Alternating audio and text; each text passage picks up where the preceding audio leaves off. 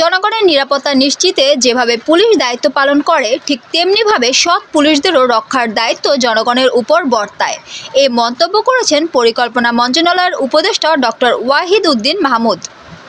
Police যেমন আপনাদেরকে রক্ষা করে, সৎ পুলিশদেরকেও আপনাদেরকেই রক্ষা করতে হবে। কাজেই এখানে জনগণেরও একটা দায়িত্ব আছে পুলিশ বাহিনীকে, প্রশাসনকে সহায়তা করার। শুধু একতরফাভাবে তো আবার সব কিছু আমরা প্রশাসন সব কিছু পুনর্নির্মাণ করতে পারবো না।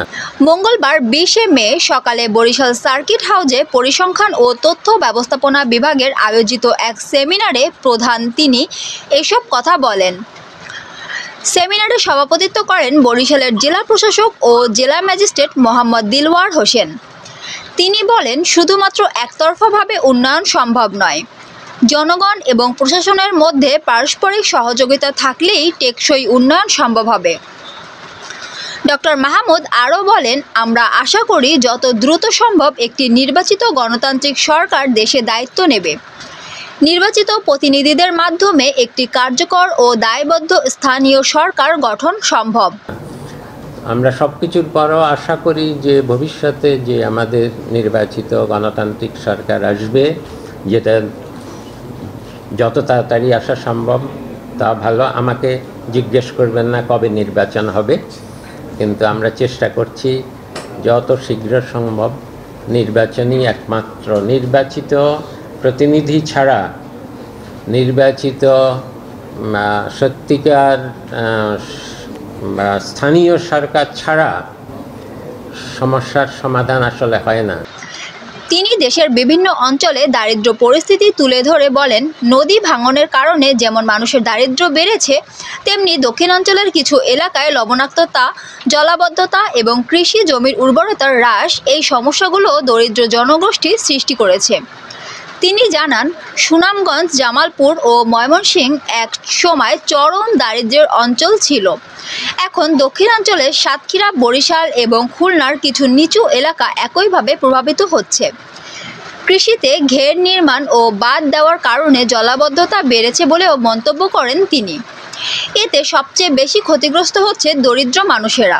অঞ্চলকেই বোঝাতাম, তারপরও নদী ভাঙার জন্য অনেক দারিদ্র হয় এবং হাওর অঞ্চলের অনেক অতি দারিদ্র সমস্যা হয়। সেজন্য সুনামগঞ্জ, জামালপুর, ময়মনসিংহের এই অঞ্চলগুলো দারিদ্র পীড়িত অঞ্চল হিসাবে একসময় এগুলোকে বলা হতো। কিন্তু এখন দেখা যাচ্ছে যে দক্ষিণাঞ্চলের অনেক জায়গায়, যেমন সাতক্ষীরা এবং বরিশালেরও কিছু কিছু অঞ্চলে, খুলনার নিচের দিকের অঞ্চলে অন্যান্য কারণে দারিদ্র্যপ্রবণ এলাকার সৃষ্টি হয়েছে।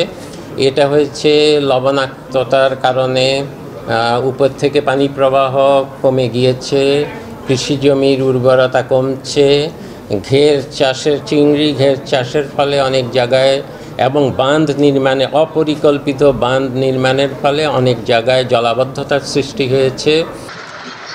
আলোচনায় তিনি আরও বলেন, দেশের অতীত অভিজ্ঞতা থেকে আমরা শিক্ষা নিচ্ছি। ছাত্র ও জনতার আন্দোলনের মধ্য দিয়ে দেশ পুনর্গঠনের চেষ্টা চলছে, তবে মাঝে মাঝে পুরনো অনিয়ম ফিরে আসার প্রবণতা দেখা যায়। আমরা অন্তর্বর্তীকালীন সরকার হিসাবে আমাদের দায়িত্ব যথাযথভাবে পালনের চেষ্টা করছি।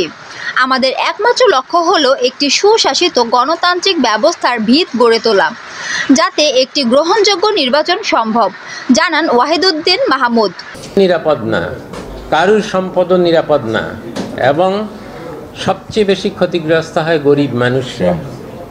এবং আমরা মনে করি বাংলাদেশে ছাত্র জনতার অভ্যুত্থানের পর সব কিছু যখন ঢেলে সাজানো হচ্ছে, আপনারা দেখছেন তার মধ্যে অনেক ব্যত্যয় ঘটছে, অনেক কিছু আগের মতো আবার খারাপ হয়ে যাওয়ার একটা প্রবণতা আছে। তার মধ্যেও আমরা আশা করব যে বাংলাদেশ ঠিক আগের জায়গায় আর যাবে না। বাংলাদেশ একটা নতুন জায়গায় ইনশাআল্লাহ যাবে। মানুষের মধ্যে যেই প্রেরণা যেটা জেগেছে এবং অন্যায় অত্যাচার যে মানুষ সহ্য করে না বেশি দিন, এটা কিন্তু যেই ক্ষমতায় আসুক না কেন তারা এটা উপলব্ধি করতে পারবে। আমাদের অন্তর্বর্তীকালীন সরকার, আমরা তো আমাদেরকে নিয়ে অনেক কথা হয়, আমরা ঠিক কাজ করছি না, আমরা কিন্তু আমাদের মূল লক্ষ্য হলো একটা ওইটুকু মাত্র সংস্কার করা যেটা দিয়ে একটা সুশাসিত গণতান্ত্রিক ব্যবস্থায় উত্তরণ করা যাবে যত দ্রুত সময় সম্ভব, সেইটুকু সংস্কারিত আমরা করতে চাচ্ছি। Nabila Tasnim, Chandradwip news 24.com।